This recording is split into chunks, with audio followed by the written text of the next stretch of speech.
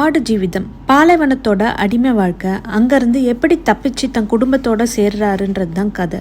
மலையாளத்தில் மஞ்சுமோல் பாய்ஸ்க்கு அப்புறமா ரொம்ப எதிர்பார்க்கப்பட்ட படம் இது.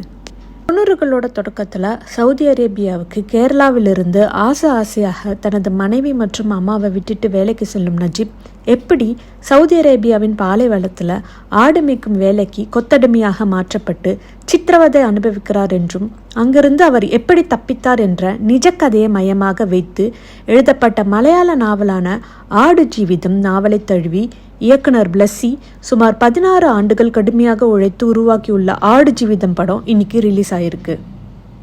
Prithviraj, Amala Paul, Jimmy Jean Louis, Vineeth Srinivas உள்ளிட்ட பலர் நடிப்பில் உருவாகியிருக்க இந்த படத்துக்கு இசைப்புயல் ஏஆர் ரஹ்மான் புழுதி புயல் நடுவே சிக்கி தவிக்கும் பிருத்திவிராஜின் வழிகளை தனது இசை மூலம் நமக்கு உணர்த்துறாரு.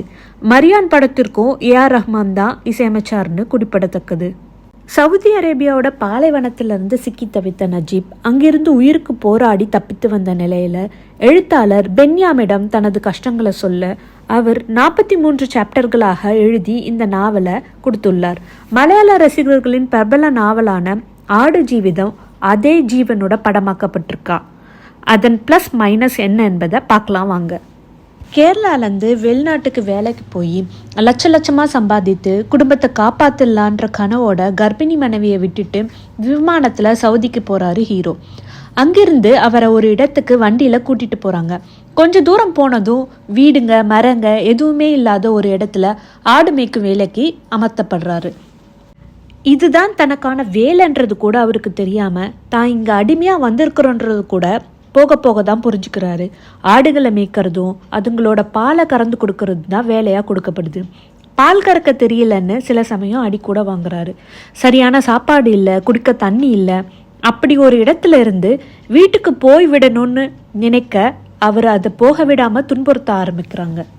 எப்படியாவது இங்கேருந்து தப்பிச்சு செல்லணும்னு பல மைல்கள் உள்ள பாலைவனத்தில் தான் அடைப்பட்டு கிடந்த இடத்துல இருந்து தப்பிச்சு செல்லும் நாயகன் அந்த பாலைவனத்தை வெற்றிகரமாக கடந்தாரா, எப்படி மீண்டும் வீட்டுக்கு சென்றார் என்பது தான் இதனோட கதை. சமீபத்தில் சர்வைவர் த்ரில்லர்ஸ் நிறைய வந்திருக்கு. கடந்த ஆண்டு வெளியான சொசைட்டி ஆஃப் தி ஸ்னோ படத்தினோட கதையும் கிட்டத்தட்ட இதே தான். பனிமலையில் விமானம் விபத்துக்குள்ளாகி விழுந்துட அங்கே இருக்கும் சிலர் எப்படி தப்பிச்சு வராங்கன்றது தான் கதை. அதே போல தான் இந்த கதையும் ரத்தமும் சதையுமாக ஒவ்வொரு காட்சியிலும் உயிர்ப்புடனும் வலியுடனும் ரசிகர்களை ஈர்க்குது. படத்தோட ப்ளஸ்ஸே இயக்குனர் பிளஸ்ஸி அந்த நாவலில் நஜீப் கஷ்டப்பட்டதை விட பிருத்திவிராஜை ரொம்ப கஷ்டப்படுத்தி எடுத்திருக்காருன்னு தான் சொல்லணும். அதுதான் படத்தின் பலமாகவும் இருக்குது. வாட்டசாட்டமான நஜீப்பாக சவுதி அரேபியாவுக்கு போகும் பிருத்திவிராஜ் உணவு தண்ணி இல்லாமல் வாடத் தொடங்குவதும் குடிக்கவே தண்ணி இல்லாத பாலைவனத்தில் குளிப்பது எப்படின்ற நிலையில் தனது உடல் தோற்றம் முற்றிலுமாக மாடிவிடுது. தலைமுடி கோரமாக வளர ஆரம்பிக்க பற்கள் கரைப்படிந்து காணப்பட்டு ஆட்டுப்பாலை பருகி உயிர் பிழக்கும் காட்சிகள் எல்லாம் கண்களை குளமாக்குது. ஏஆர் ரஹ்மானோட பின்னணி இசை படத்துக்கு மிகப்பெரிய பலம். ஒளிப்பதிவாளர் சுனி கேஎஸ்விக்கோ ஒவ்வொரு ஃப்ரேமும் பிரம்மாண்டத்தின் உச்சம்னு கூட சொல்லலாம். படத்தோட மைனஸ், பிருத்திவிராஜுக்கு ஜோடியாக இந்த படத்தில் அமலா பால் நடிச்சிருக்காங்க.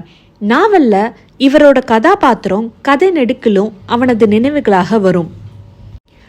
ஆனால் இங்கே வலியும் வேதனையை மட்டும் காட்ட வேணுன்ற நோக்கத்தோட அமலா பாலினோட ஃப்ளாஷ்பேக் காட்சிகள் 2 இடங்களில் மட்டுமே வருவது நாவலை படித்த ரசிகர்களுக்கு சற்று ஏமாற்றத்தை கொடுக்கும். ஆனால் படமாக பார்க்கும்போது திரையில் இது ஒரு பெரிய குறையாக இருக்காது.